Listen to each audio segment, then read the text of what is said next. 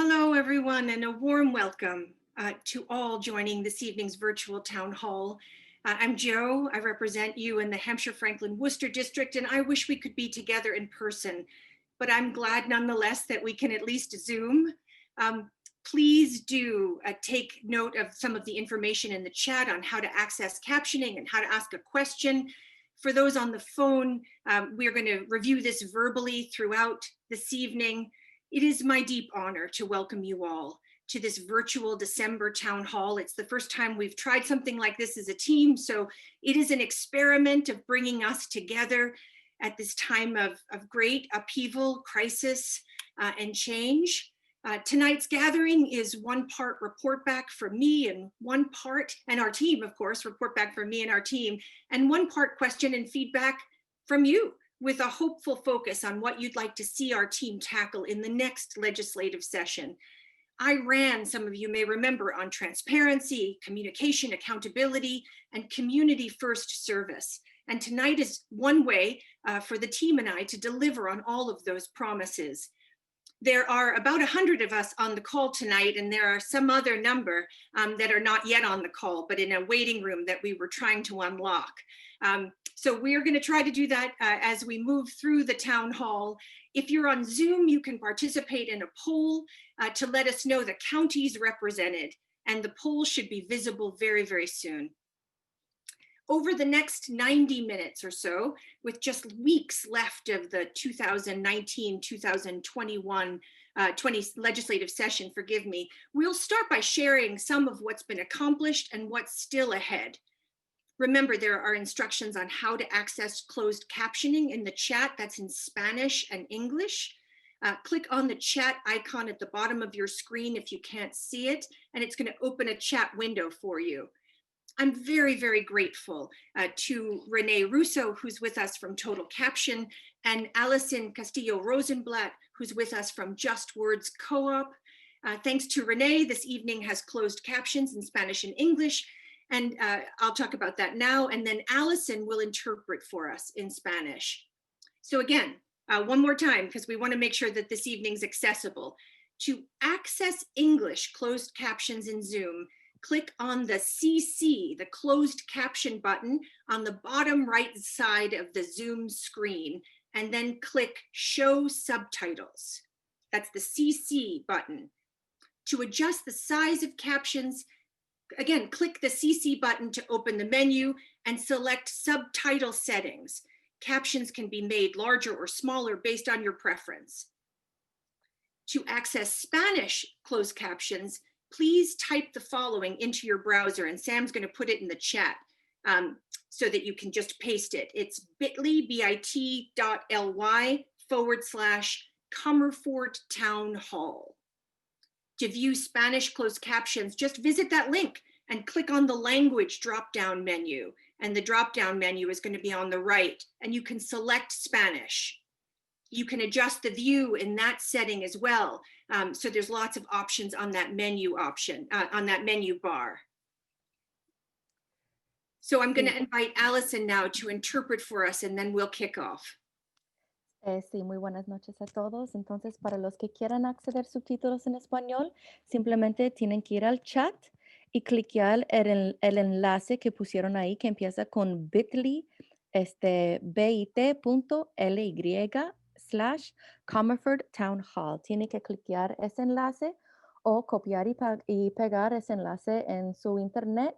De ahí van a ver una ventanilla para los subtítulos. Tienen que deslizar para la derecha donde dice Languages.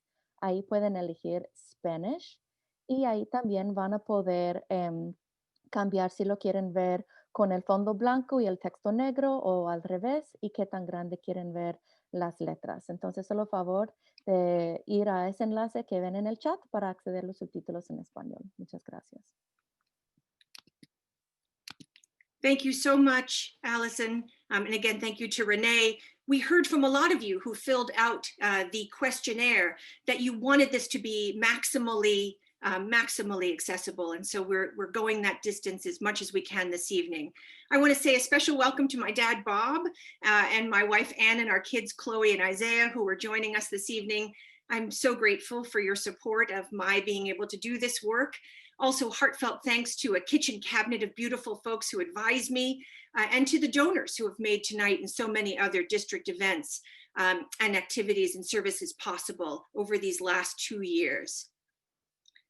As a reminder, and because many of you asked, our state Senate district is 24 cities and towns arrayed along the majestic Connecticut River. It's 680 square miles of the most beautiful places in the Commonwealth. And I don't mind reminding my colleagues this. I'm deeply thankful to share this work with the A team, 5 colleagues dedicated to our district, fierce in their service, whose work inspires me every day. We hit the ground running in January 2019, and we were in a full sprint when COVID hit in the early spring of this year. Together with so many of you, we pivoted to meet this crisis head on. And that work continues, and it is painstaking, I will tell you, and I know you know this. Serving the 160,000 people of our district is a tremendous honor. I believe that government can and should work in the best interest of all people. It doesn't always, which is why, as much as I love this work, it's also the very hardest job I've ever had. Because when government doesn't work as it should, real people's lives are at stake.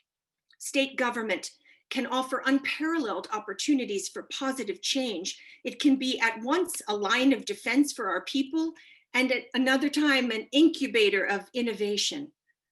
I know that these have been absolutely brutal times, and the pressures of this pandemic and economic crisis are crushing to families, to individuals, to our main streets, to our frontline workers and our healthcare providers.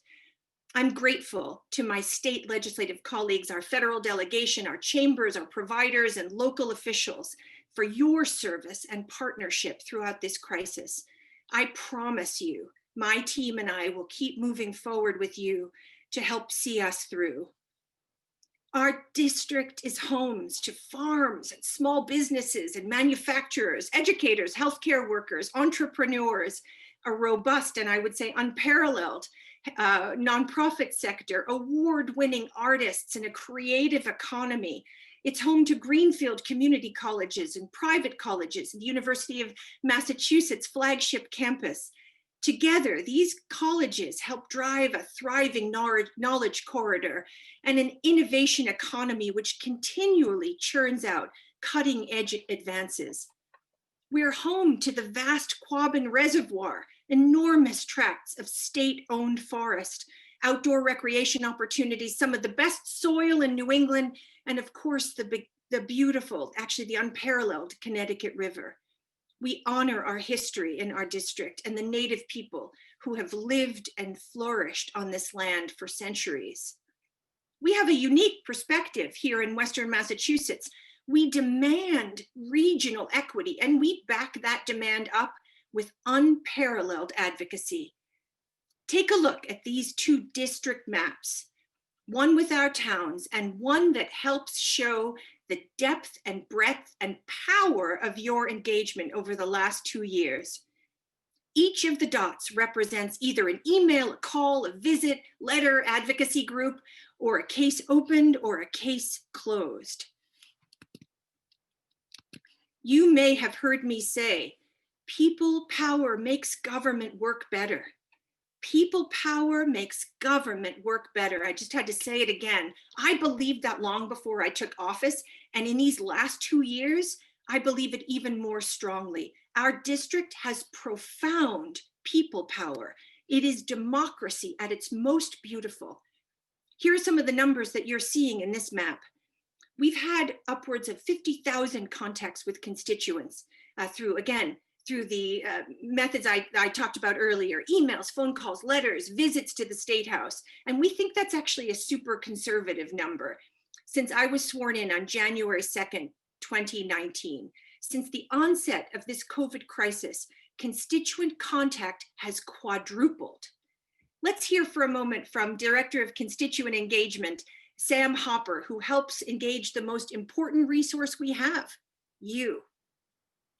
Hi, You, our constituents, are incredibly valuable to our office, and everyone in our office has multiple roles, and we all engage with constituents in different ways.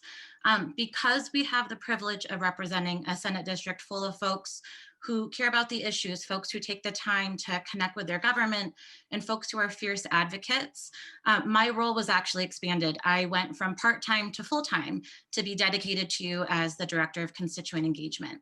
So a big part of my job is to engage with you, both by reaching out to share information, but also by pulling you in on issues you care about and asking you to take action. So our office works hard to get information to you, including through our website, which I update regularly, and our monthly newsletter that goes out in email. We also work hard to bring you into the process, including by soliciting your testimony on bills you care about, inviting you to participate in the democratic process at the State House, and where we have events in the district so we can bring the State House to you. This is by no means an exhaustive list of how we engage, and we're constantly learning and adapting to find new ways to do it. It is an honor to work with and for you, and I'm deeply grateful for all of your people power. Yay for people power. Remember, our team is as strong as everyone who raises their voice on an important issue. Thank you, Sam.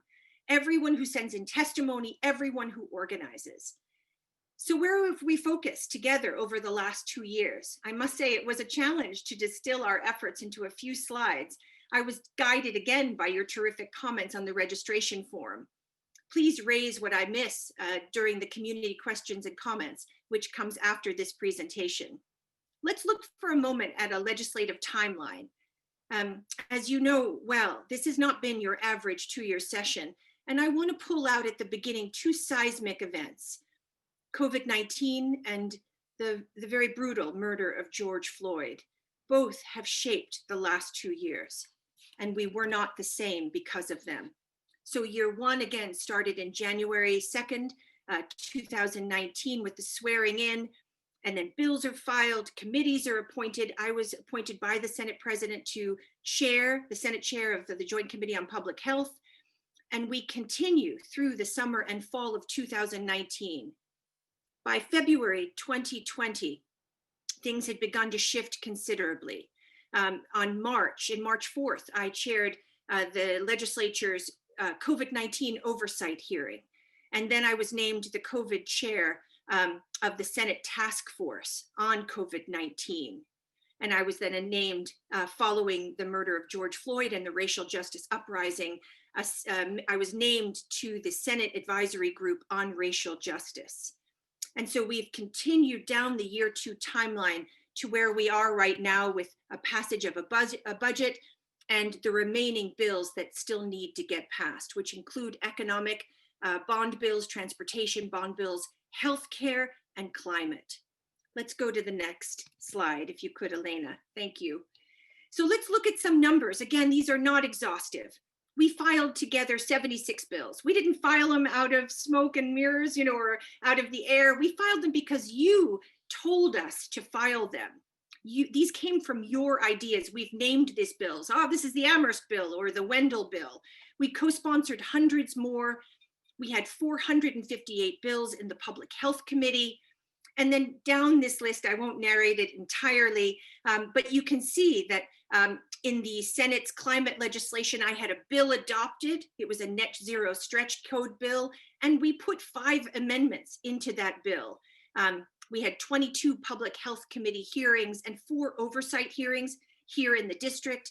And together, the team and I brought home $1.8 million in local budget earmarks. And that's in addition to the statewide money that we were also able to get. Let's go on to the next slide. And so what did I do? Where was I focused? Well, here's a list of the committees that I've been working on this legislative session. Again, I'm the Senate chair of the Joint Committee on Public Health, the Senate vice chair of the Joint Committee on Higher Education. I've served on numerous other committees, including Revenue and Mental Health, Substance Use and Recovery. And I will say that I asked especially to be on those 2 committees, as well as the Global Warming and Climate Change Committee, because I know you value those issues. I've been, again, the chair of the Senate's COVID-19 working group a member of the Senate Racial Equity Task Force. I was invited, and I serve now on the statewide Food Policy Council as the Senate representative. I'm on the governor's statewide food security task force, which got set up during COVID-19. And you can see members of the Food Security Task Force and Food Caucus here in one of those pictures. And then I'm on a mess of caucuses. And caucuses, for folks who don't know, they're ways in which we organize ourselves internally in the State House to be able to focus on an issue. So some of the caucuses that I particularly value: Medicare for All, the Clean Energy Caucus, and just, I won't narrate the whole list because it's long. Let's go to the next slide. Okay, let's talk about the 4 pillars of our work. And again, this is how we organized ourselves as your state Senate team. We have municipal and constituent services, legislation, budget, and engagement. Again, we value engagement in a way that's, I think, unique. So I want to welcome now District Director Elena Cohen, who leads our team's work on behalf of municipalities. Because when we think of constituent services, we think of our cities and towns, and we think of our individuals, of individual constituents. So over to you, Elena. Thanks, Jo. So our office works closely with municipal officials to advocate for their priorities with the state. This can look a lot of different ways. It looks like researching, surfacing, and advocating for grants on towns' behalfs. It can look like convening pointed meetings with state colleagues and asking them to work with us to resolve a town concern. Sometimes it's leveraging our office to tackle complex problems and making sure state agencies are aware of issues facing Western Mass communities. Through one such issue that we've tackled this way is water and sewer infrastructure. Through talking with officials in places like Montague, Greenfield, Irving, and Deerfield, we learned that most of our rural towns were facing intractable challenges providing water and sewer service to their residents. The combination of low tax bases, aging infrastructure, and large geographic area has meant that many of our rural towns are unable to meet the costs associated with maintaining and updating this critical infrastructure. So in November of 2019, with State Representative Natalie Blais and the Franklin Regional Council of Governments, we organized a forum on water and sewer issues affecting rural towns.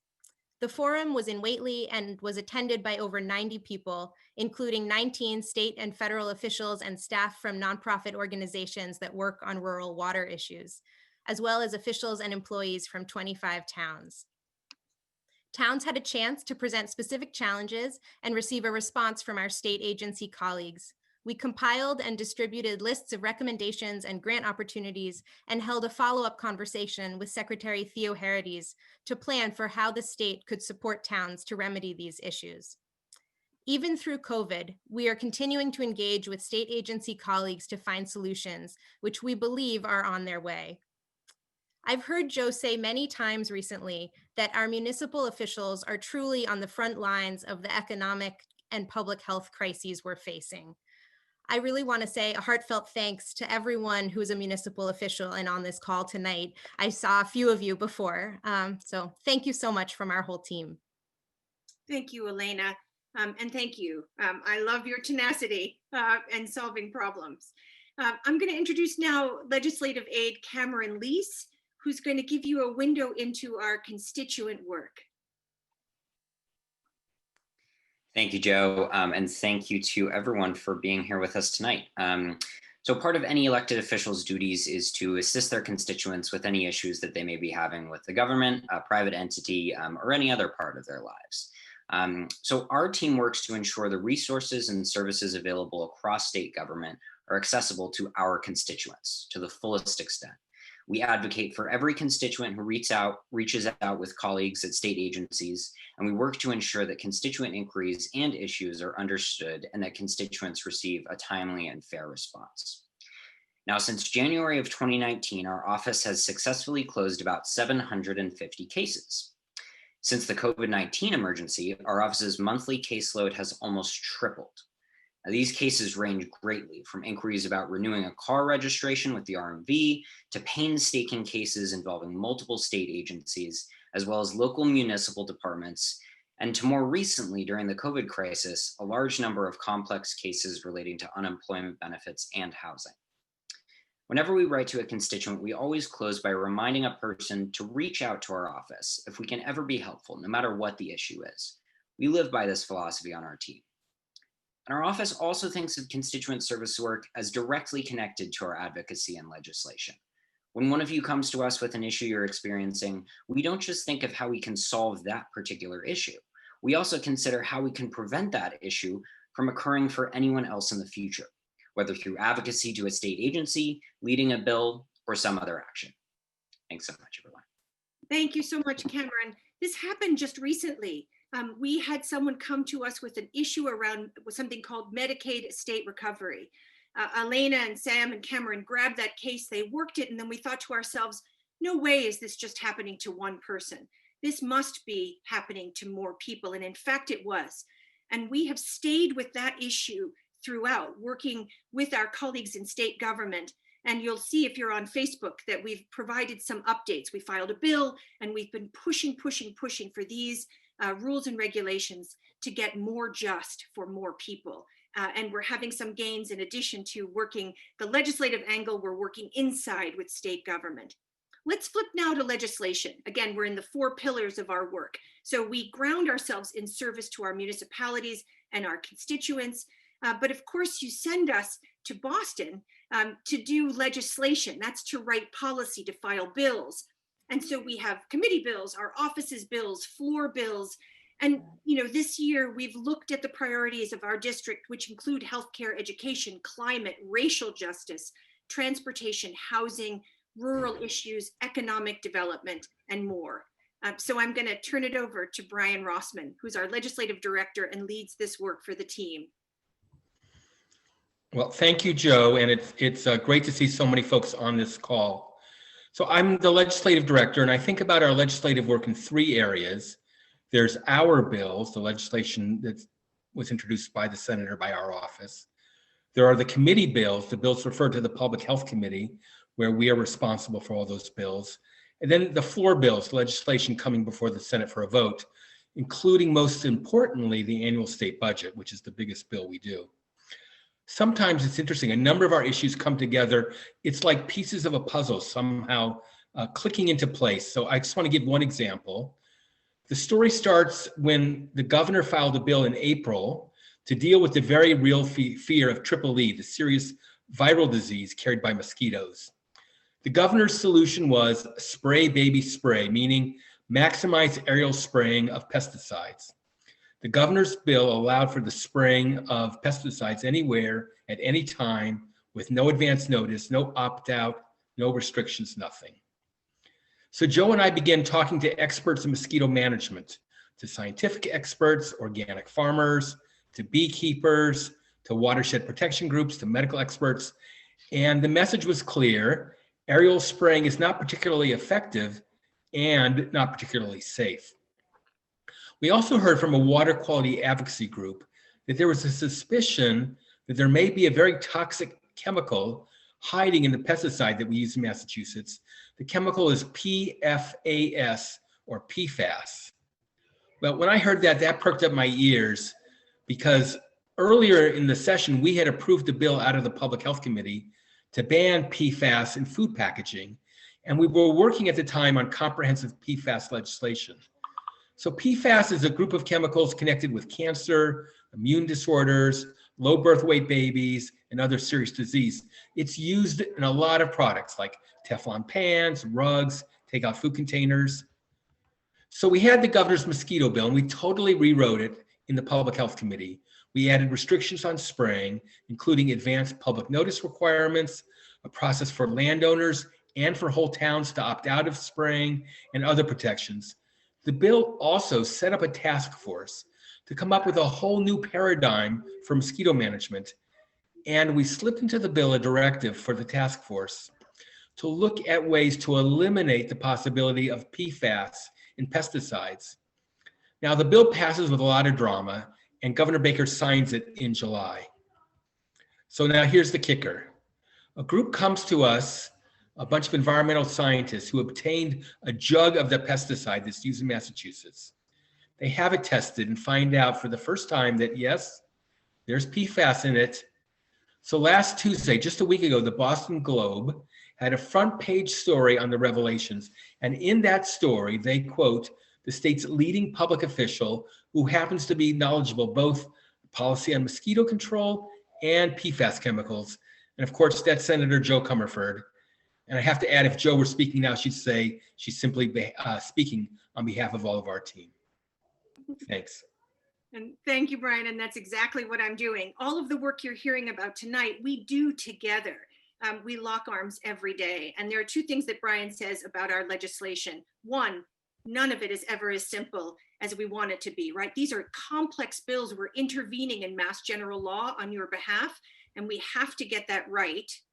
And two, it is unbelievable, friends, how many issues come across the desk of our office because you tell us they're important or because we're in charge of them, which was the case with the EEE bill, that we need to take up super quickly and learn on your behalf. This is one of those jobs that just keeps our brains growing every single day with new issues and new competencies that we learn. Okay, let's flip to money. Let's flip to budget and bond. Okay, so when we think about budget and bond, again, we're still in our 4 pillars of the work that we do. We think about the money that we bring home to our district, right? That's really important to us. That's dollars and cents for our municipalities and local government and our nonprofits. And then we think about statewide priorities. We have a number of statewide priorities because you have these priorities. And so we team up, like for example, in the recent budget, we got $11.7 million into the state budget on behalf of local public health and vaccine distribution, along with language that would help ensure that the vaccine distribution was equitable, right? Regionally equitable, and then equitable along race and ethnicity, and along other categories that we care about. So that's what we were doing behind the scenes as we were trying to bring home money for our district. So now, last but not least, I want you to meet Jared Friedman. Jared is our chief of staff. Everybody's smiling because Jared makes us smile on the team. He's the son of Leverett, and he is one of the hardest working people.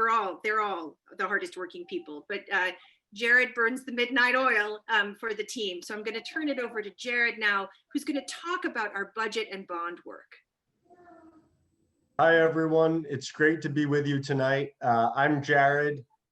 You've just heard from Brian, who leads legislation. You heard from Cameron and Sam, who lead constituent work and engagement. You heard from Elena, who leads district issues. And like Senator Comerford said, I'll talk about budget and bringing resources to the district.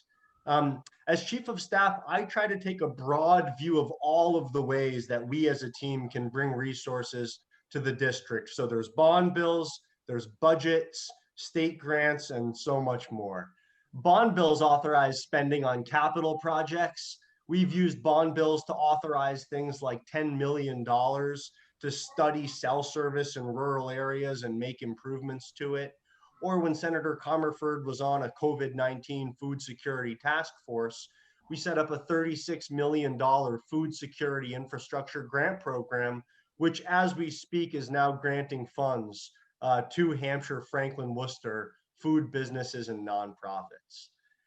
In the FY20 budget, we were able to secure over $1 million worth of local earmarks, as well as win a key policy section to study passenger rail along the Route 2 corridor. That was a bill we won through the budget, and now we're in touch with MassDOT as they get ready to start this study.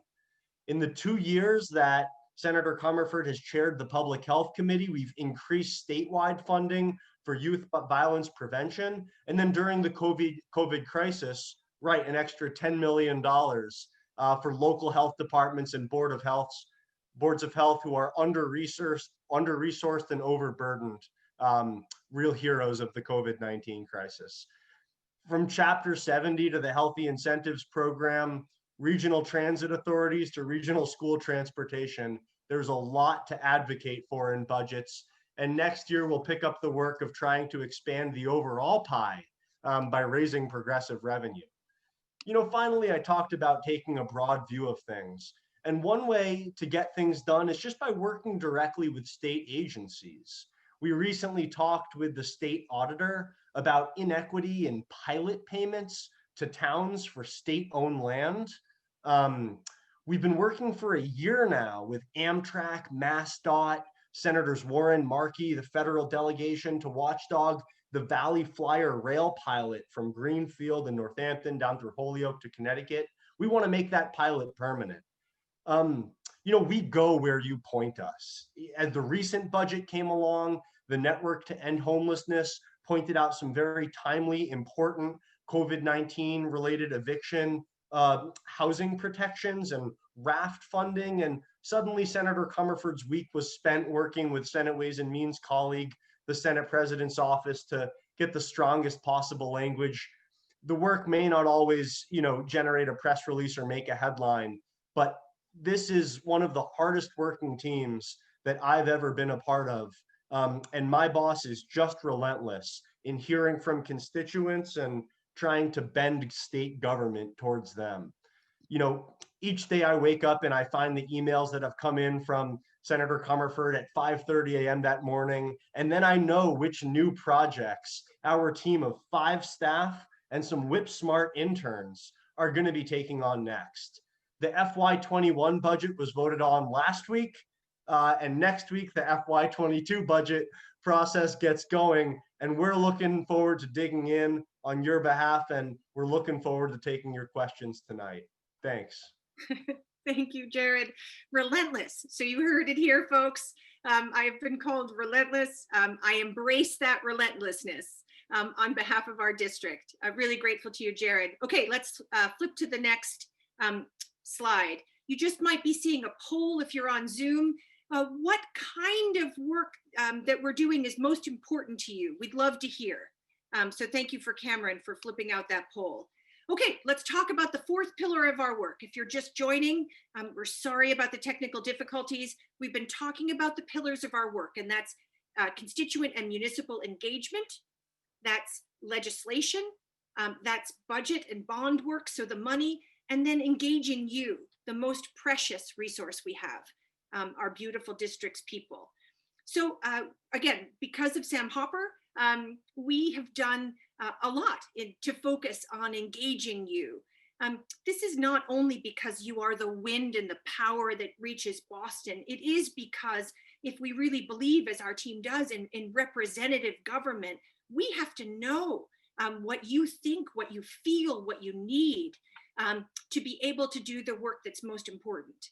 And you are not shy. Again, if you didn't hear it in the beginning, we've had, and we think this is a modest number, but we could at least stand by it, but it might be wildly modest. More than 50,000 contacts with constituents since January 2nd, 2019. And that doesn't count all the events, and it doesn't count all the forums that we've done.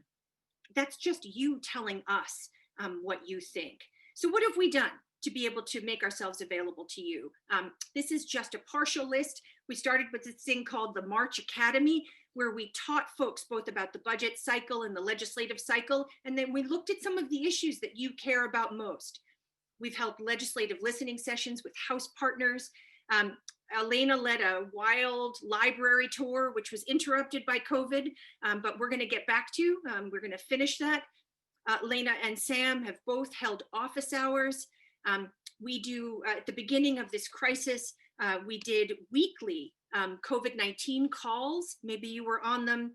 There's a Dear Joe monthly column in the Gazette, monthly emails and newsletters, Facebook Lives, where I come to you from wherever I am, largely with Jared in the background, trying to make sure that I can be heard and I'm in the frame. We do lots of social media, so I'm on Twitter, I'm on Facebook. Cameron's on Instagram because that is just a bridge too far for me. But our office is there. Sam maintains the Senate website, senatorjocomerford.org. She reaches out to local calendars to let you know what we're doing. And then, because it's this district, we bike and we walk and we run and we do river cleanups, right?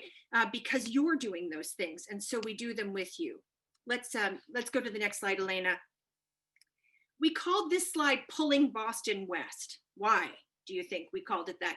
Because part of what we're doing out here in Western Massachusetts, and this is not news to many of you, is that we're making sure that our colleagues, and I love my Senate colleagues, I will tell you this, and certainly I get to do this with really terrific House members, but we want to make sure they understand the things that are our opportunities and our challenges. And I will tell you, sometimes they don't. And I say that respectfully to my colleagues across the Commonwealth. Sometimes they just haven't grappled enough with a rural way of life, or something in the 413 that just doesn't make sense to someone in the 617. So we've spent a lot of time hosting elected officials, hosting state leaders. And again, I'm going to say that there are donors who make this possible. We hold events, we hold oversight hearings, right? 2 in Greenfield. We held a tour of the Senate president. All this takes money, and folks help us do it. And we want to make sure that Western Mass colleagues come face to face with Eastern Mass officials. So we've hosted the Senate president. We hosted the Joint Committee on Education chairs in advance of the Student Opportunity Act, and we brought all the region's superintendents. And cheers to Bill Deal and CES for making that happen. We've hosted, again, 2 public health oversight hearings. Again, thank you so much to Greenfield Community Colleges and Franklin Regional Council of Governments for throwing down with us on those. We've hosted Secretary Keneally with Representative Natalie Blais. He's the Economic Development Secretary. We hosted the Mass Cultural Council Executive Director for a tour of our cultural institutions, winding our way up from Northampton to Amherst up to Montague. We've hosted the water sewer infrastructure, which you heard about from Elena. 90 folks packed into a town hall in Whately, coming face to face with a crumbling infrastructure, making sure that state government folks understood what we needed here in Western Massachusetts.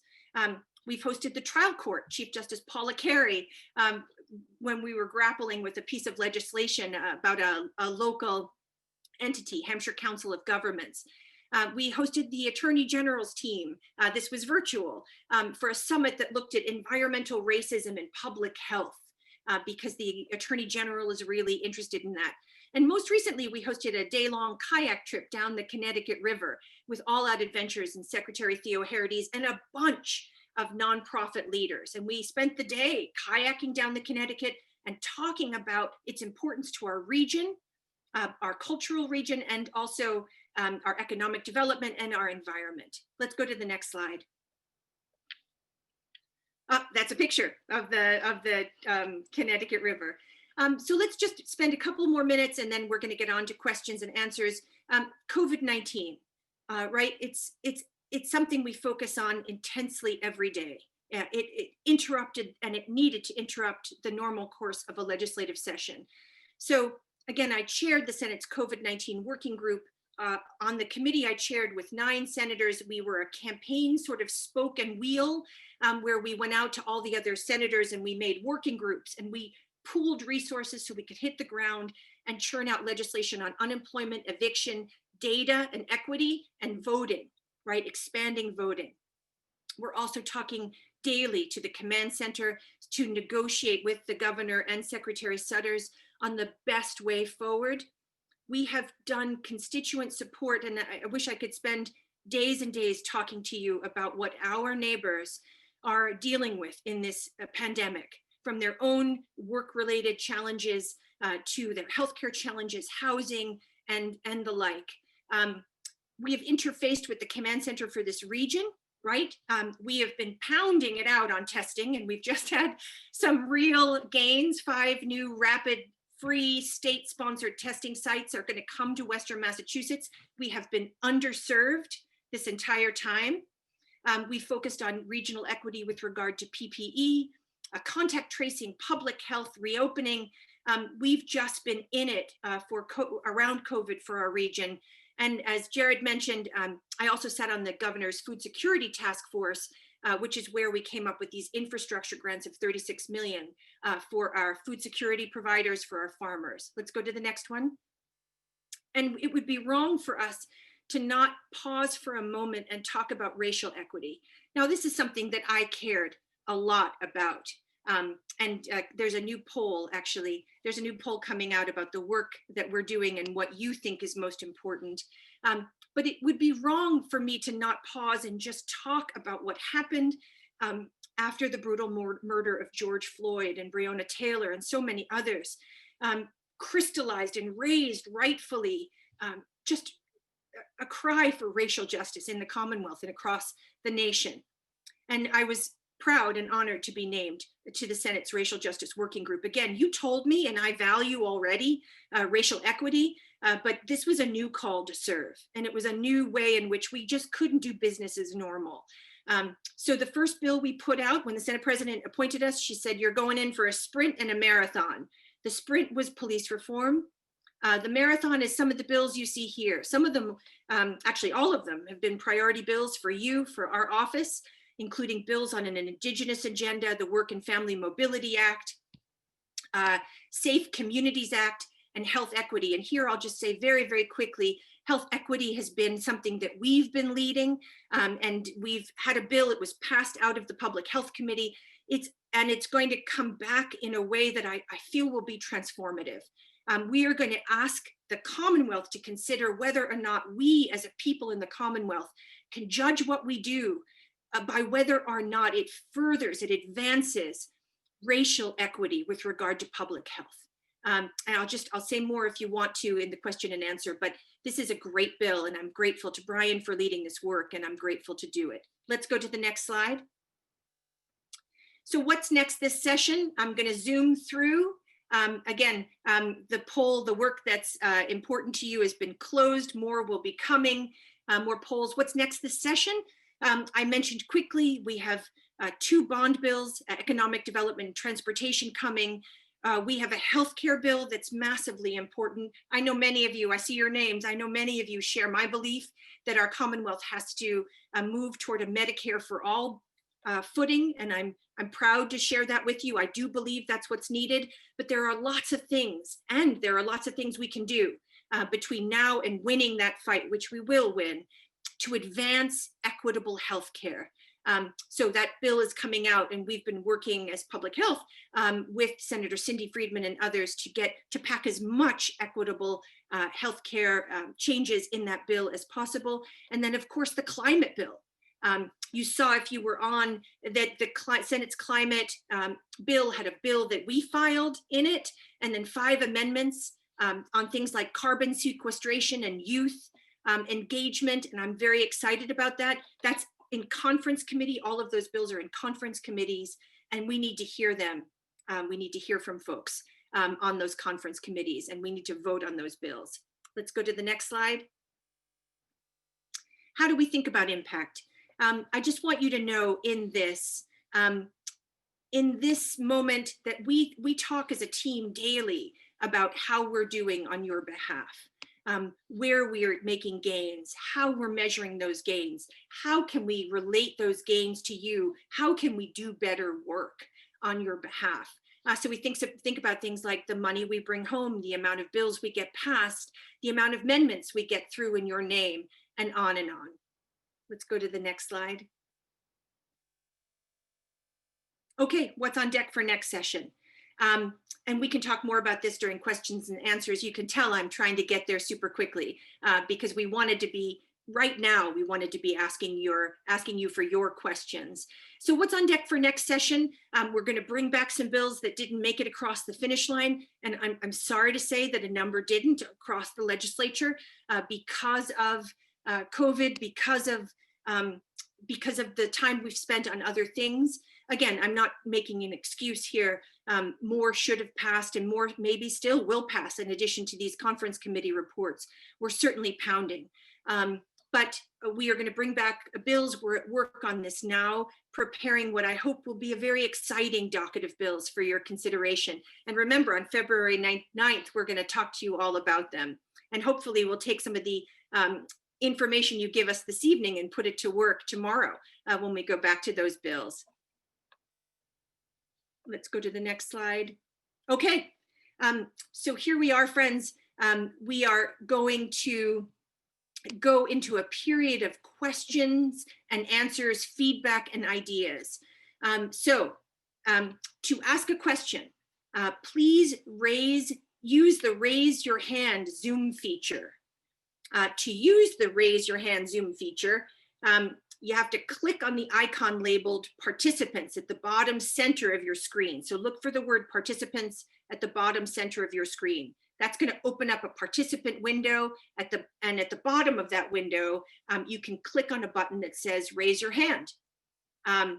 If the raise your hand feature doesn't appear for you in the participants window, you can also try another menu. There's 3 little dots, and that might give you some ability to raise your hand. If you're joining from a phone, you may need to touch your screen to make a menu appear, and you can also try dialing *9. So *9. So if you're on Zoom, you can get to the participants bar largely, and if you're on a phone, *9. Since there are so many folks on this call, I can't see all of you on one screen, and I may not see you physically raise your hand. So try the raise your hand feature. If you're having trouble and you need to ditch all this tech stuff, you can let Cameron know via the chat. Sam will call on folks in the order of when they raise their hand, and when Sam calls on you, she'll unmute you and you can ask your questions. You can ask your question in either English or Spanish. Questions that are asked in Spanish will be interpreted from Allison from Just Words, and I will respond in English, and my responses will be translated via the same closed caption link we've been using thanks to Renee from Total Caption. All right, that was a lot. I'm going to ask Allison to give the core details, and then we're going to open the Q&A. Sí, ahorita vamos a ir a una sesión de preguntas y respuestas. Entonces, como lo vamos a hacer, es que vamos a usar la función de levantarse la mano. Entonces, para acceder a eso, tiene que ir abajo donde dice Participants, participantes. Cliquear ahí, va a abrir otra ventanilla y ahí va a ver el icono de levantarse la mano. Si no aparece, tal vez tiene que cliquear los 3 puntos que dicen More, o sea, más, y buscar la función de levantarse la mano. Si está llamando a través de un teléfono, va a poder cliquear la estrella, o sea, el asterisco y 7. Entonces, si quiere preguntar algo en español, yo lo voy a traducir y la respuesta va a ser traducida a través de los subtítulos en español. Y otra vez, para acceder a los subtítulos en español, solo tienen que ir al chat y buscar el enlace que empieza con bit.ly. Tienen que copiar y pegar eso en su internet y ahí van a ver los subtítulos en español. Okay, I see a lot of hands raised, and I'm gonna go back and catch some questions that were also put in on your registration form. So Sam, why don't you call on the first person? The first person is Joanna Whitney. I'm unmuting you now. I got in awfully quick. So this is a question that I also submitted when I registered about, we're all familiar with the crisis around affordable housing, and now that's ramped up because of COVID and eviction concerns, and you know, that whole area is really fraught right now. Within that context, I have a particular concern about the need to improve housing that is either accessible or accessible enough to allow people with disabilities to live in integrated opportunities in our communities, rather than set aside somewhere where it's difficult for them to be encountered as friends and neighbors. Yeah. I think that's an area where there actually are ways that we could move forward. There are existing models we could look at, but it's been 30 years since the ADA was passed. Yeah. So it's time to start thinking about that in more creative ways. Absolutely. Joanna, I want to thank you.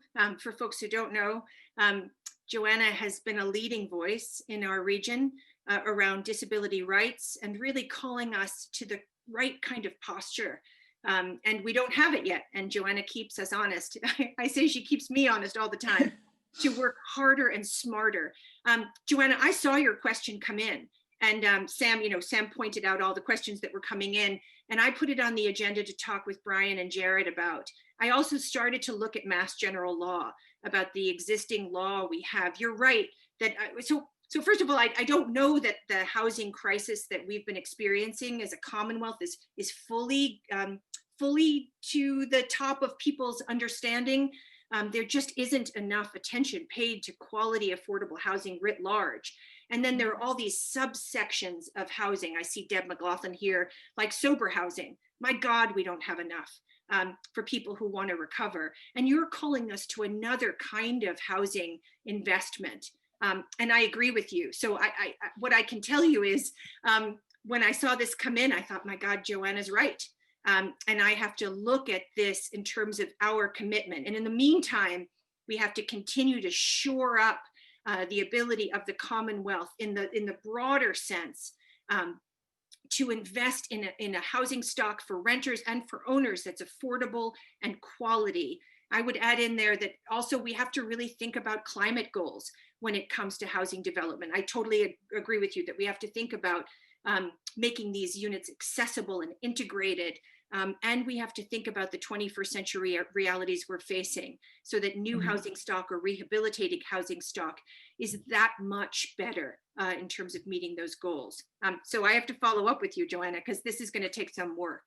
I will add, there are communities around the Commonwealth where I've been hearing, Salem, for example, I hear all the time about the great work happening there.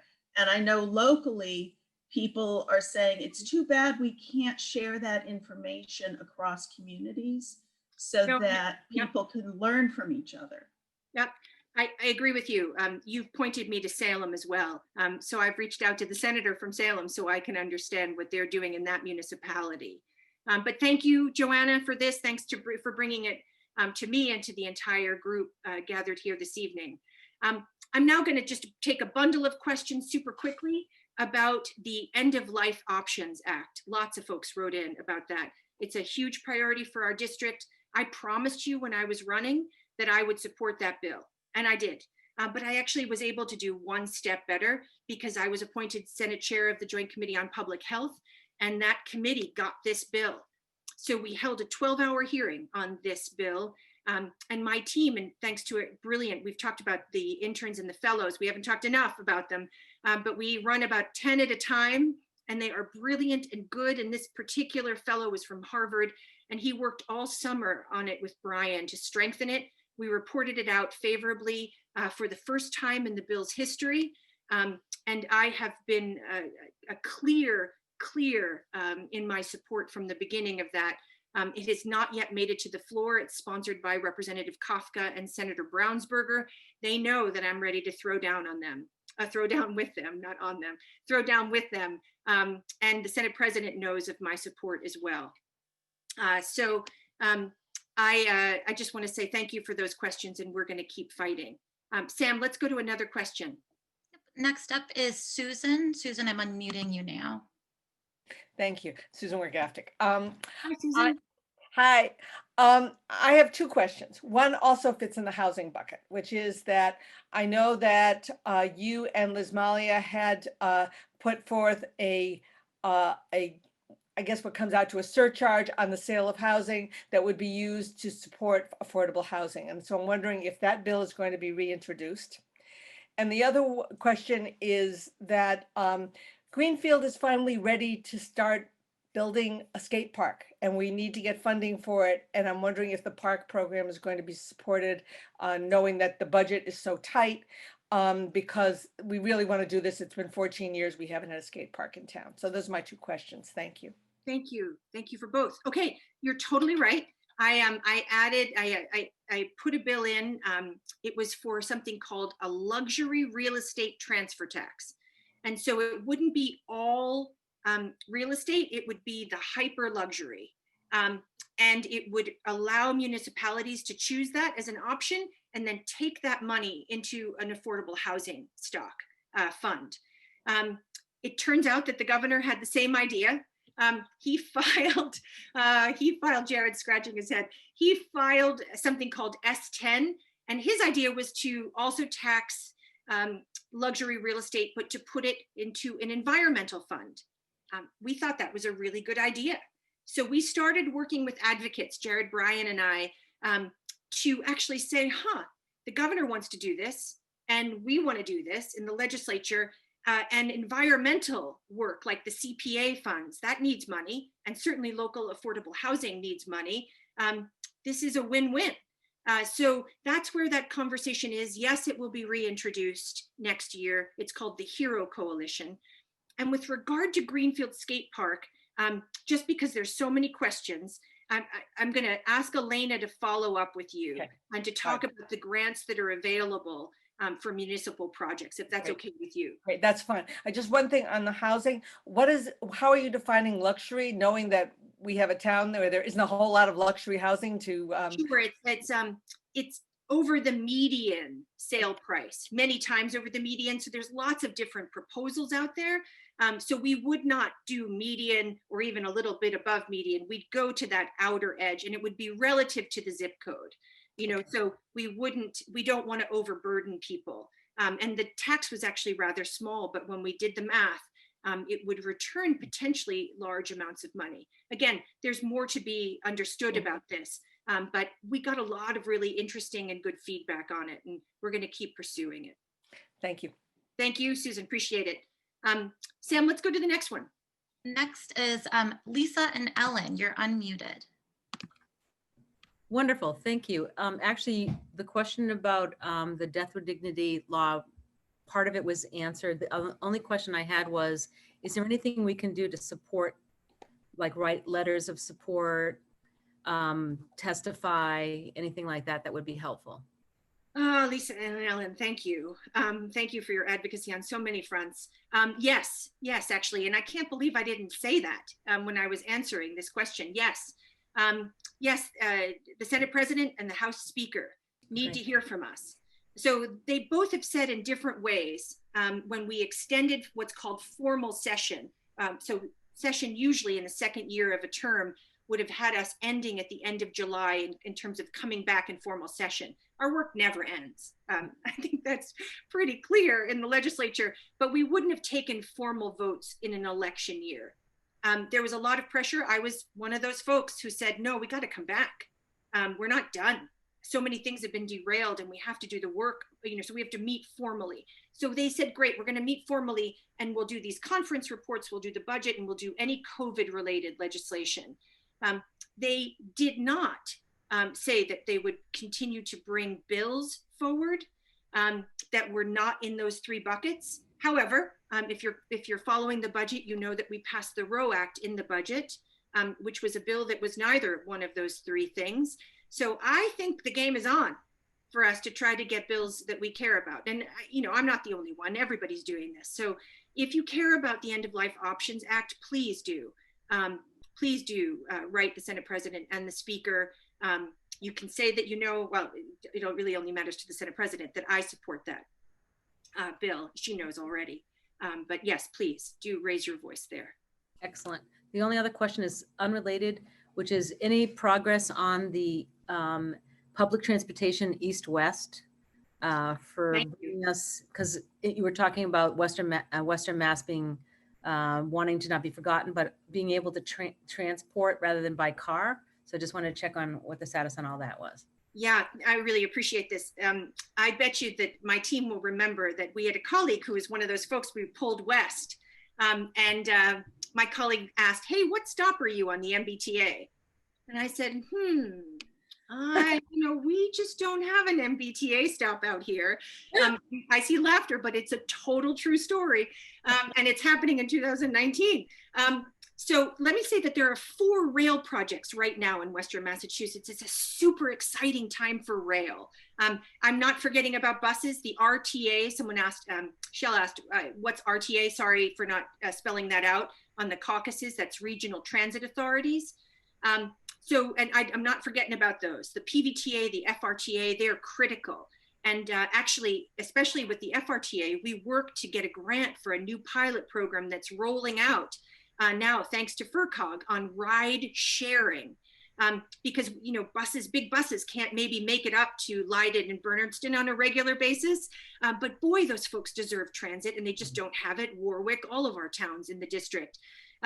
So I'm in it with the RTAs, but I got just snagged by rail because constituents told me about it. So I filed, as Jared said, this east-west rail study along the Route 2 corridor. We worked super hard the first year. We got it passed. It's happening. We're meeting. We formed a study group. That's happening. We're looking at the restart of passenger rail along the Route 2 corridor from North Adams all the way in to Boston.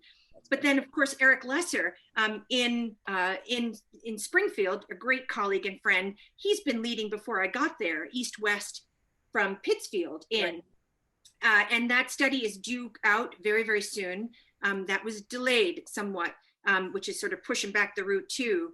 And then there's, of course, the Valley Flyer, which is the north-south rail that, you know, I didn't do any of the work to get that. It was the congressional delegation and state delegation before me, but I have every reason to want to throw down, as we have, in maintaining that and growing it and anchoring it in.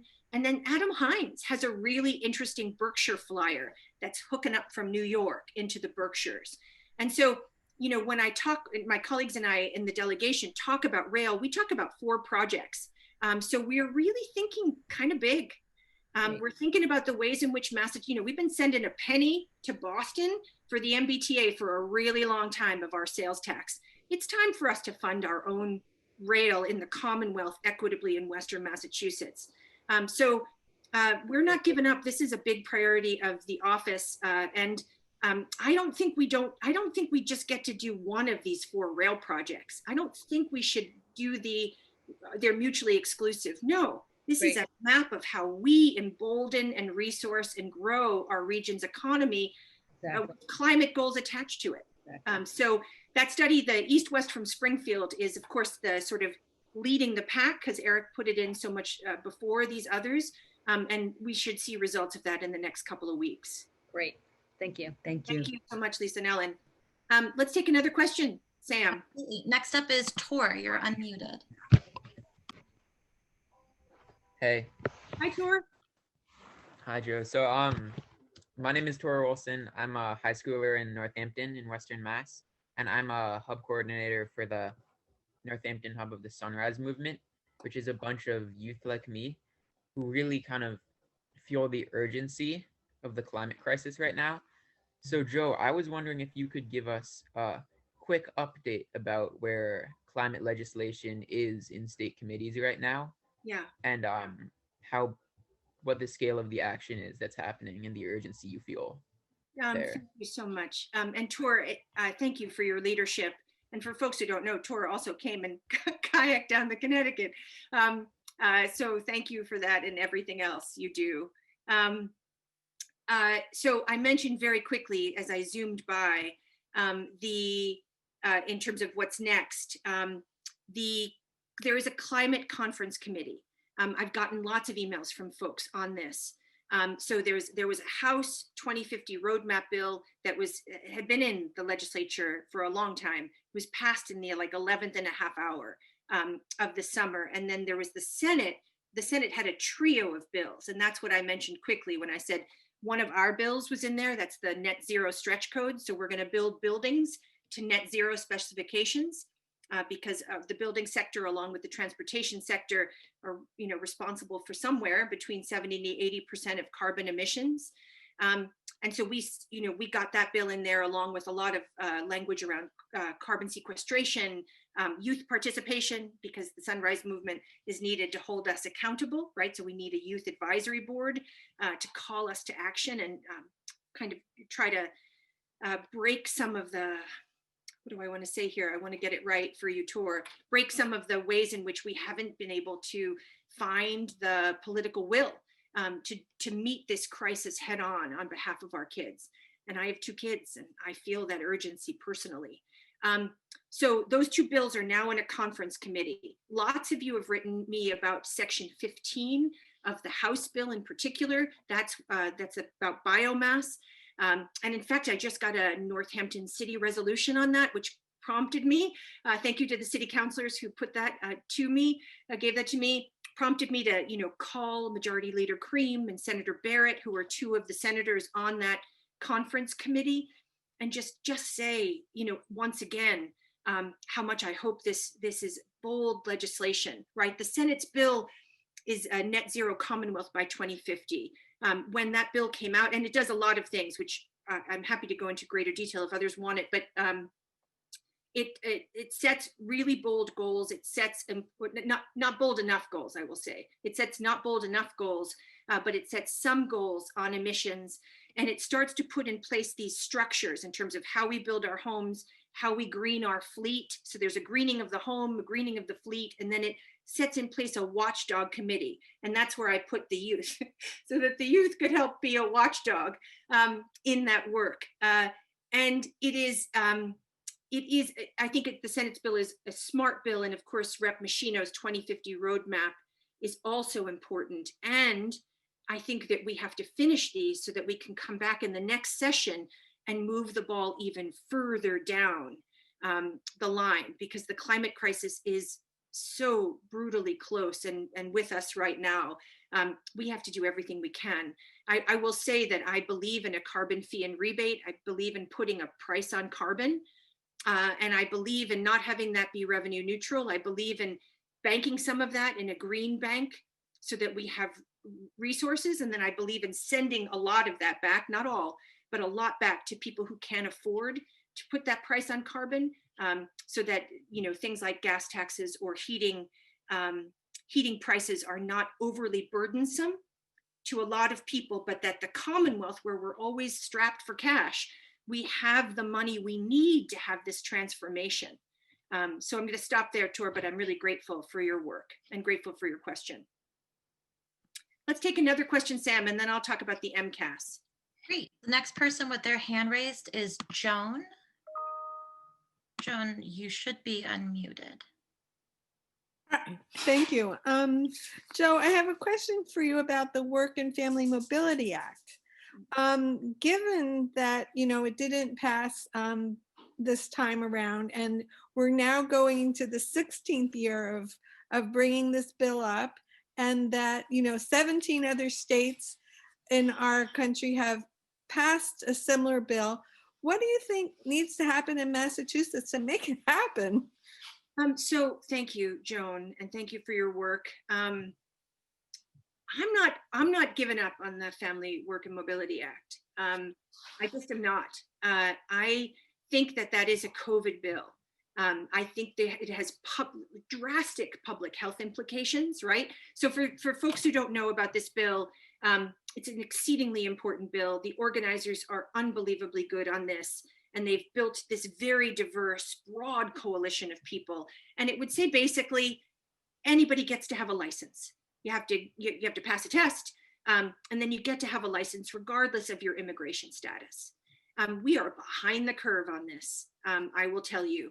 And so it was important before COVID. It was a public safety bill because folks are perhaps driving without licenses or without training.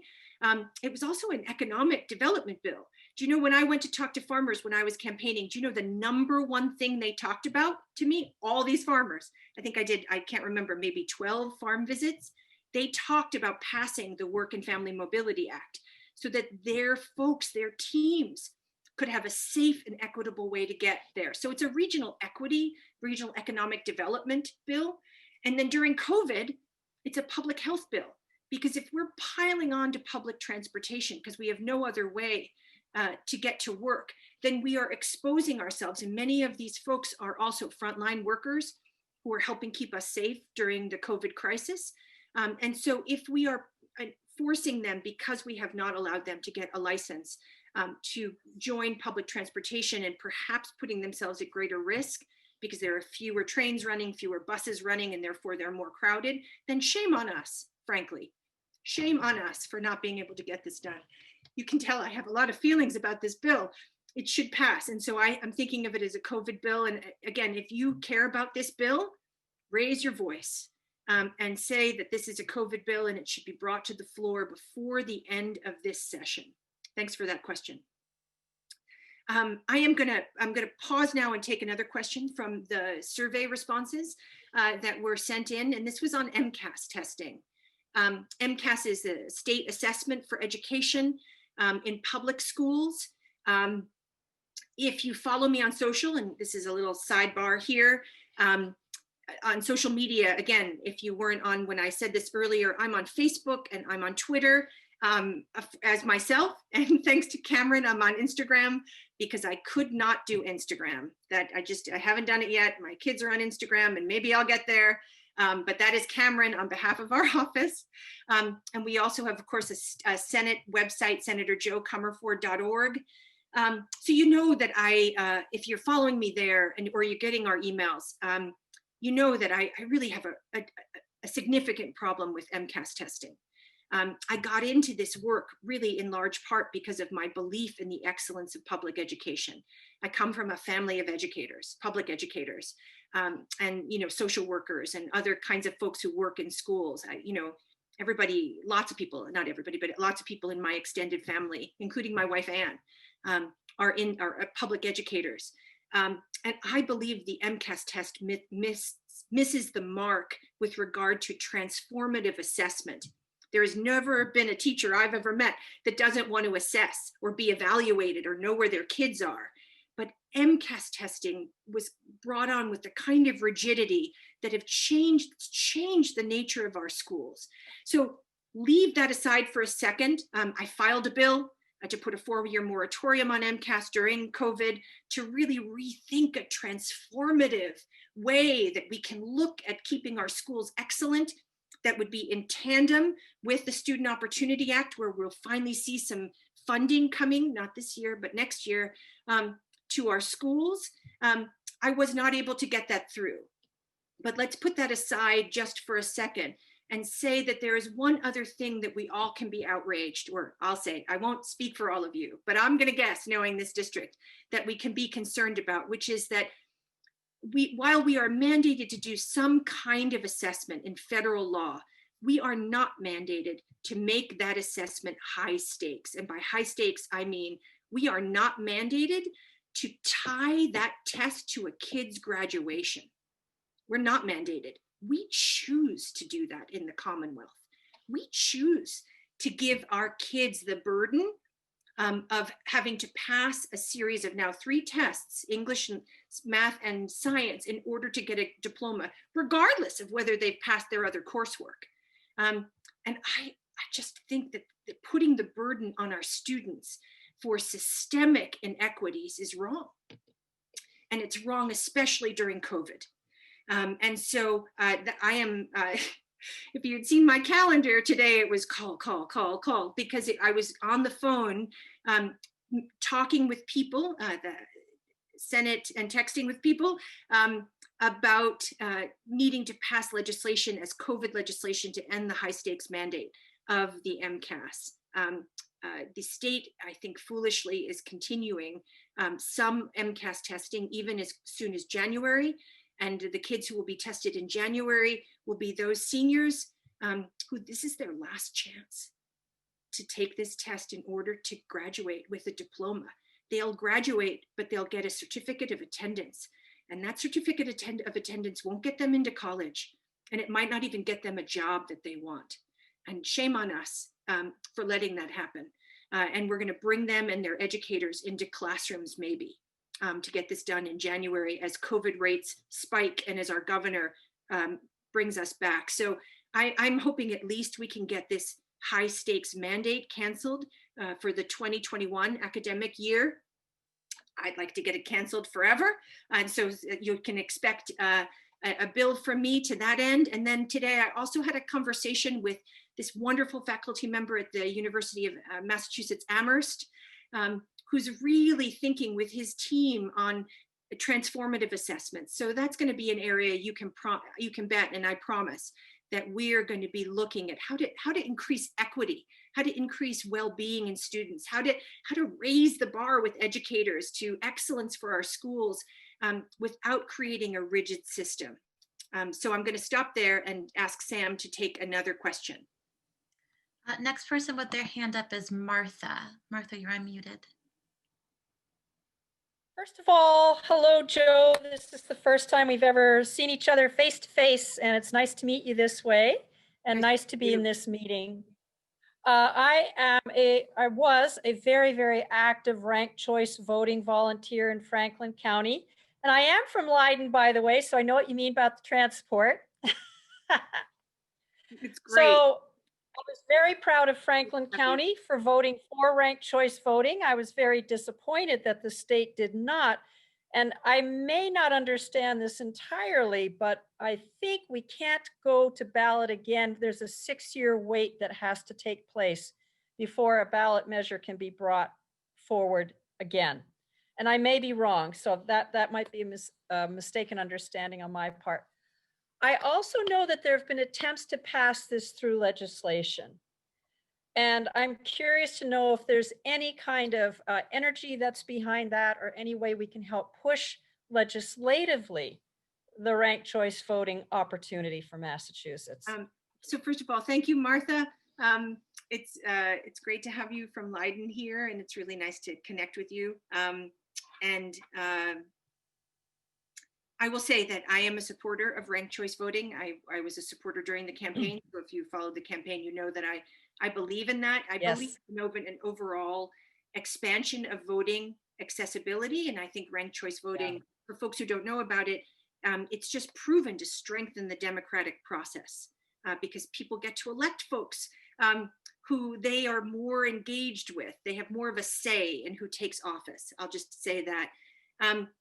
I actually don't know, so I can't join you in thinking through the 6-year ballot issue, and maybe one of my team knows this. So I can't corroborate or deny that. But what I will say is there are people in the legislature who believe in ranked choice voting. There is ranked choice legislation, as you know. I expect that it's going to be refiled in the next year. I think that's really important. And I think, again, Western Massachusetts has a unique voice and a unique role to play here. We're early adopters of new, big, bold ideas out in Western Massachusetts. And I think that pushing, and as you know, it did really well out here. And I think pushing for that kind of voting expansion is going to be really important. I will also say, if I can just segue for a second, that that voting expansion, like some of the voting measures we put in when the Senate did the voting expansion bill, and for folks who weren't on the call, I chaired the Senate's COVID-19 task force, and one of the things that we took up in addition to evictions and unemployment and other health-related equity issues was voting expansion and making voting by mail possible. But we also increased the length of time that you can early vote. And I was part of that advocacy. And I think there's a lot of gains. And I just want to say little public service announcement to love our clerks, because boy, they didn't have it easy. I know, I see your thumbs up, Martha. They didn't have it easy during COVID. And they just muscled through with such grace and dignity and grit. And we have to give them more notice the next time we change the entire way that they do their work. But they rocked it this time to protect our democracy and embolden us to get out and vote in the safest possible way. And so, there's a lot of talk about the way in which we have to roll what we did during COVID into the next session as well. To protect people's right to vote and to expand the beautiful, diverse electorate to the greatest extent possible. Thank you for that question. Next person with their hand raised is Kevin. Kevin, you're unmuted. Hello, everybody. Senator, I want to get to see what you look like in person, but Jared and Brian probably, now they can see what I look like because I blow up the phone with those guys all the time. My question is Senate Bill 28, caregivers to be for spouses. Where are we at? What can we do? Like Brian will know. I've told him, I've sent emails to the Senate president, the House chair, anything out, letters that he needs. He talked about me coming to Boston at a session that I would talk about it, you know, what my experiences and what my situation is. What can we do? Where are we at with it? Thank you, Kevin. And Jared and Brian have talked about conversations with you and your leadership. You're actually a perfect, you embody this kind of perfect narrative about how we think of our bills. We fight for the bills that mean something to our constituents, right? And I know that spouses as caregivers means a great deal to you. It actually means a great deal to a lot of constituents. I heard about it during the campaign in a stop up in Greenfield.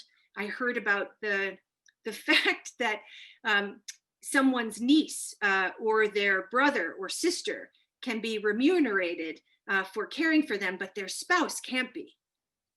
So I think that that's a lot of goodwill that spouses of loved ones are putting out for the Commonwealth, and the Commonwealth's not putting out back.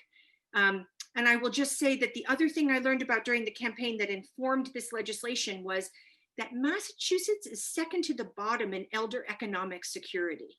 I'm going to say that again. We're second to the bottom of elder economic security. This is a report from the Donahue Institute. That means we're second worst only to Mississippi in the ways in which our elders can grow old with dignity and grace and economic well-being. And I will tell you that we get calls and emails on the team from elders talking about the fact that they are making really brutal choices between paying their rent and getting their medication, paying their rent and eating. And so this is exceedingly real. So this bill would simply say that a spouse could be paid for caring for a loved one. I am sorry to tell you, I don't believe this bill is moving this session, but it is coming back. We are refiling it. And I see Jared's head nodding. We have been strategizing about how to come back stronger and how to make the argument that just can't be swayed. Right now, one of the things that we're hearing is, boy, this would cost too darn much. Well, sure, yeah, it would cost money. But the families getting that money would spend that money, and the families getting that money might not rely on other social programs just to make ends meet. So we have to do that work to help and the Commonwealth would be one step closer to justice for people who have been exploited for too long. And I think that's worth a whole lot. So we have to go back into that fight with knowing what we got this year in terms of feedback and doing one notch better in terms of making the case. And we're going to do it with folks like you, Kevin. Can I ask, are you going to be able to get the member in the House that did the joint bill with you back on board, and then what can we people do to help you guys get this bill pushed along? Thank you for that question. So the answer is yes, I believe so. And if the representative doesn't want to file, we certainly can find another willing partner. But certainly we want to bring the team back. And you can, so the bills, I am sworn in, I think it's on January 5th. We'll file bills by January 15th. On January 15th, it starts this whole process of co-sponsorship where people are going to, I'm going to file bills, other people will file excellent bills, and then you will ask people to sponsor the bills you care about that I filed, like spouses as caregivers. And you'll also ask me to sponsor the excellent bills of my colleagues. And that's how come when Brian was talking about the bills, and I was showing you some of the numbers earlier, those of you who were on, I was showing you that we filed 76 bills and I co-sponsored 348. And that's because you told me to. And they also resonate with my values. And you'll help me get a big co-sponsorship list by asking people in our region to co-sponsor this bill. Okay. Thank you. If you need more people to come to Boston to testify, I have a number of people out here who are willing to come because they could use it, that they could be a caregiver for a spouse because they've come sick, that they would come down to Boston and help you guys at a Senate hearing or even a joint with Senate House and help you testify to get this bill passed. Thank you so much. And yes, I have a feeling we're going to be doing those virtually for a little while. The next part after the co-sponsorship will be hearings. And certainly if you're on our email list, we'll put out calls, or Facebook or Twitter, we'll put out calls for, and Sam remembers this work. We are, daily we're putting out a call. Okay, this bill's coming up for a hearing. If you care about it, send your testimony here. This bill's coming up for a hearing. If you care about it, here's the hearing information. And we'll certainly want to loop back with you then, Kevin. Thank you. Thank you. Thank you. Sam, let's take, I'm keeping us over our 6:30 end time, but maybe one more question. Sure. The next person with their hand raised is Tim. Tim, you're unmuted. Hi, Joe. How wonderful to have you as a state senator. Tim Walter. Great thing. So there's a lot about voter suppression. Maybe the biggest voter suppressed group is 16 and 17-year-olds. So I want to know, what are the chances of getting on the statewide ballot the vote for 16 and 17-year-olds in Massachusetts? Thank you, Tim. And for folks who don't know Tim Walter, I've known Tim probably for as long as I've been in Western Massachusetts, and grateful to have known you back when I was an organizer with the American Friends Service Committee, Tim. There are bills in the legislature to expand voting age to 16-year-olds. I support those bills. Actually, you may not know this. I believe we should be supporting an earlier rising electorate and supporting young people as voters. And there's different versions of these. Some bills are for municipal elections, some are state elections, some are federal, state. Some communities like Northampton have done they're doing a charter revision, which Sam was part of, to expand the voting eligibility. So I expect those bills are all coming back, and I expect municipalities will get tired of the state dragging our feet, and they will do some either home rule petitions or charter revisions, and we'll be eagerly awaiting those. And thank you for that question. Sam, maybe just one more question. I don't want to end the evening. Sure. T. Gray, I just unmuted you. You're the next person with your hand up.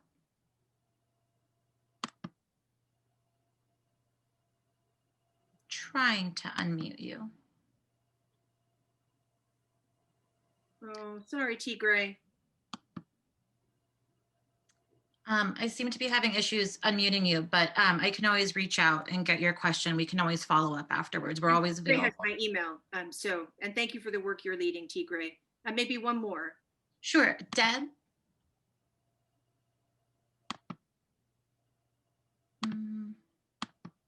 Yes, I think that worked. Yeah, we did. Hi, Deb. Hey, hello there, Joe and the rest of your incredible team.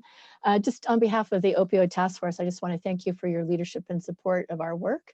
The COVID-19 pandemic has certainly made opioid misuse more prevalent, sadly, in our rural region, where we're seeing record overdose deaths, sadly, continue. And so I think we want to certainly reach out to you and your colleagues to make sure that we continue to get access to behavioral health and other supports that can help people along their recovery journey, particularly since COVID is making it more challenging for folks to gather in person. But I also just wanted to echo what the first question was around too, which is the importance of housing. It's an essential phase, what they call recovery capital, particularly for people who have been impacted by opioid misuse.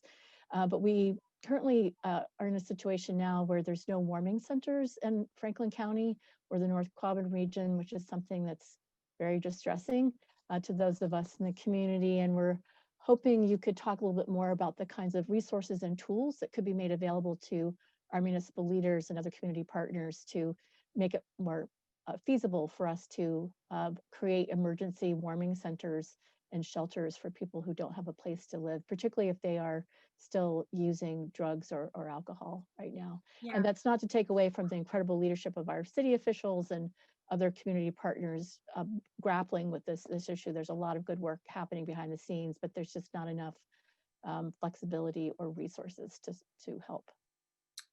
Thank you, Deb, for that question. Thank you for the Opioid Task Force's work.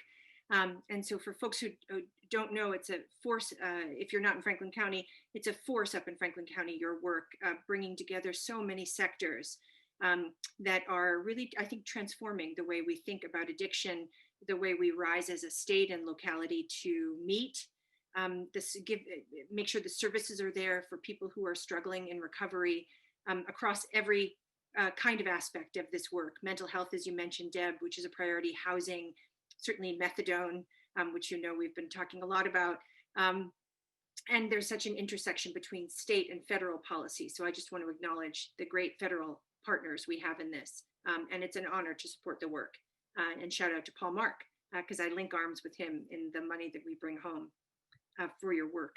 In terms of housing, and I saw Pamela Schwartz on the call earlier. I'm not sure if Pamela's here now, but the Western Mass Network to End Homelessness has been, and Jared mentioned Pamela earlier, or the work of the Western Mass Network to End Homelessness, has been a really unique and critical force in galvanizing us all on this conversation and the work, specifically in this COVID time, although the work certainly predates COVID. And there are, thanks to Pamela, weekly calls with municipal leaders from the 4 Western counties and state elected officials, where we do a lot of work together, brainstorming the kind of resources needed from the state in terms of homelessness access, resources, and then where the gaps are. And there are plenty of gaps, I'll tell you. And one of them is in the amount of money that we have coming into localities. And this has really caused, I think, the localities to bear a disproportionate financial burden, although I'm hopeful that this budget will have some more money. But certainly the work of shelter has been carried disproportionately in local areas. So MJ Adams in the city of Greenfield, and certainly the mayor, Weeda Gartner, and their team, and ServiceNet, with the expansion of the shelter up in Greenfield, has been a critical part. But as you say, there isn't yet a warming solution found. I do know that that there is an active conversation, I think you're part of it, up in Greenfield, to find a site that would be available for people who have not yet been able to get into the shelter, even with the added 11 beds. There's similar conversations happening in the city of Northampton with Mayor Narkowitz and his team, and ServiceNet in trying to both secure and finalize the shelter at First Churches, but then also recognize that there will be a gap, a painful gap, a potentially dangerous gap if we don't secure a warming shelter. So again, I think there's a role for the state in making sure that we have, say, for example, COVID quarantine and isolation beds, which is a conversation I've been part of with Pamela and municipal leaders. There's a role for us to get the money that we need to municipalities, but I will here say that municipalities and service providers are carrying a lot of the execution, most of the execution, virtually all of it, on behalf of the people. So that's a work in progress, I think, for us. But I thank you for bringing it to the top of the pile. So friends, I think it's 6:41. We started a little late, so we just expanded a little more. I am going to close us here. And I'm going to close us and take us back to April. And in April Dear Joe column, I wrote about remembering that the origins of the word government can be found in the Greek and Latin words that aptly mean to steer. I couldn't believe it. I knew it was back there in my brain, but I was thinking, what is government? Where's the origin of the word government? As we were calling government to meet this crisis head on. So while we address the wrenching pain and turbulence of this time, we must also, all of us, and you are, steer our region, steer our Commonwealth into better waters, but not back to the status quo. People ask me all the time, they must ask you too, when are we going to get back to normal? And I reply all the time, boy, I don't want to go back. Normal wasn't good enough. I want to move forward to something better, toward equity. So as we go into the new year, there's a new administration in Washington, there's a new session of the legislature, and we can and should, and Western Massachusetts has a unique role in demanding much better. much better for public health, much better for our schools, for our climate, and transportation and housing and healthcare, much better for those who have lived too long on the margins of the Commonwealth, who now and finally need justice. So the next session starts on January 6th, and our work together continues. Thank you for giving me the honor, and thank you for giving my team and I the chance to serve our region. As a quick reminder, in February, we're going to hold another one of these. We'll work out the tech kinks and we'll hold it after the bills have been filed. And we're going to share how we put your legislative ideas into action. And that's February 9th, and we'll send out lots of emails and stuff about that before. So good night, everybody. Take good care of yourselves in this crisis. Please, please take good care. If we can do anything for you, all you have to do is email or call. Take care. Thank you.